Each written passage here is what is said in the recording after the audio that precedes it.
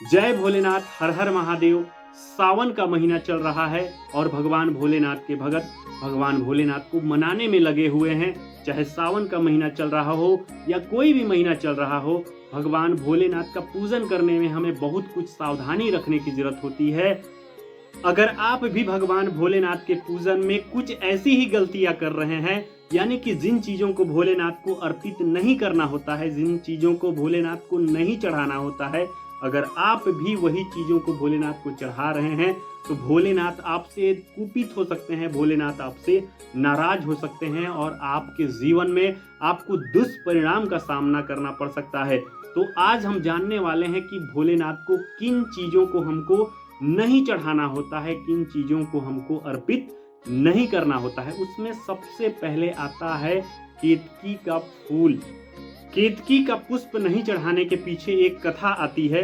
एक बार ब्रह्मा जी को अहंकार हो गया था कि मैं ही सबसे बड़ा हूं, क्योंकि मैं सृष्टि की रचना करने वाला हूं, लोगों का कर्म मैं लिखने वाला हूं। तो भोलेनाथ ने उनके अहंकार को मिटाने के लिए एक लिंग की रचना की, एक ज्योतिर्लिंग की रचना की, अग्निलिंग की रचना की, जिसका आदि और अंत का पता नहीं था।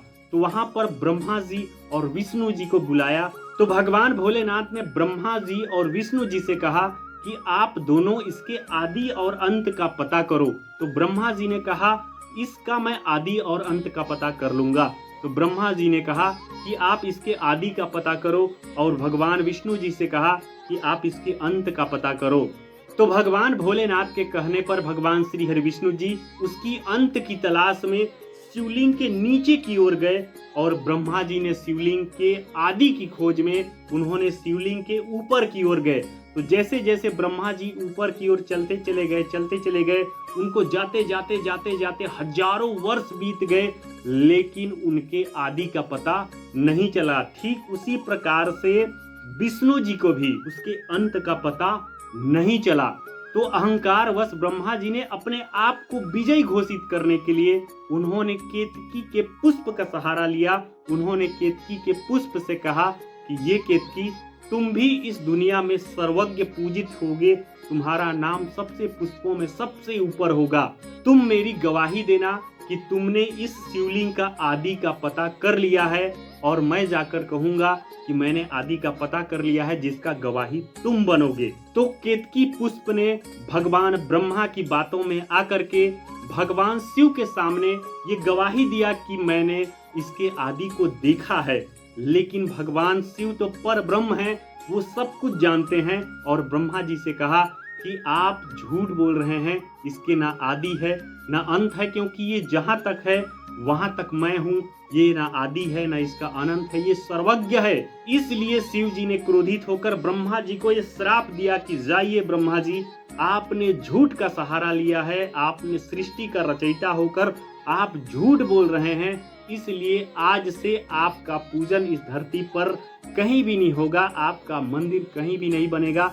इसलिए आज पूरे भारत में कहीं भी ब्रह्मा जी का मंदिर अलग अलग जगह पे देखने आपको नहीं मिलता है। उसी प्रकार से केतकी के पुष्प को कहा कि ये केतकी, तूने ब्रह्मा जी के झूठी बातों में आकर तूने झूठी गवाही दी है, इसलिए आज से मैं तुम्हारा परित्याग करता हूं, तुम मेरे ऊपर नहीं चढ़ाए जाओगे, तुम मेरे स्थान पर पूजित नहीं किए जाओगे। तब से केतकी का पुष्प भगवान भोलेनाथ के ऊपर नहीं चढ़ाया जाता है। केतकी पुष्प के अलावा मदंती, केवड़ा, जूही, कनेर पुष्प, कमल पुष्प भी भगवान भोलेनाथ पर नहीं चढ़ाया जाता है। इसके अलावा लाल रंग के पुष्प सीधे शिवलिंग के ऊपर आप नहीं चढ़ा सकते हैं। जैसे लाल रंग के पुष्प में गुलाब का पुष्प, देवी फूल, आप शिवलिंग के स्थान पर जो पार्वती माता का भाग होता है वहां पर आप लाल फूल या पीले फूल जो होते हैं उनको आप अच्छे तरीके से चढ़ा सकते हैं, इसमें किसी प्रकार का कोई दोष नहीं है। केतकी का पुष्प बस भगवान भोलेनाथ के ऊपर नहीं चढ़ता है, बाकी अन्य देवी देवताओं के ऊपर चढ़ता है, इसमें किसी प्रकार का कोई दोष नहीं होता है। दूसरा होता है हल्दी। हल्दी को माता महालक्ष्मी का स्वरूप माना जाता है, और हल्दी का उपयोग सौंदर्य प्रसाधन में किया जाता है, इसलिए हल्दी को भगवान भोलेनाथ के ऊपर नहीं चढ़ाया जाता है। साल में केवल एक बार महाशिवरात्रि के दूसरे दिन भगवान भोलेनाथ के ऊपर हल्दी अर्पित किया जाता है, इसलिए क्योंकि भगवान भोलेनाथ का महाशिवरात्रि में विवाह हुआ था, इसलिए उनको साल में केवल एक बार हल्दी अर्पित आप कर सकते हैं। तीसरा होता है कुमकुम या रोली। कुमकुम या रोली को माता महालक्ष्मी और सुहाग का प्रतीक माना जाता है, इसलिए भगवान भोलेनाथ के ऊपर कुमकुम या रोली नहीं चढ़ाया जाता है।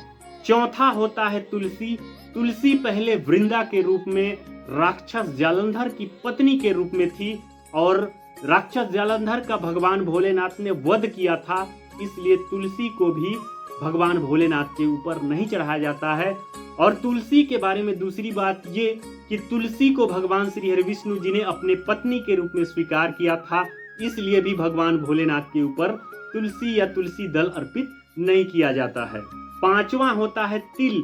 कई लोग भगवान भोलेनाथ को दूध या जल अर्पित करते समय उसमें तिल मिलाकर अर्पित करते हैं, उसे नहीं चढ़ाना चाहिए, इसलिए कि माना जाता है भगवान श्री हरिविष्णु जी के मैल से तिल का उत्पन्न हुआ था, इसलिए भगवान भोलेनाथ के ऊपर तिल को अर्पित नहीं करना चाहिए।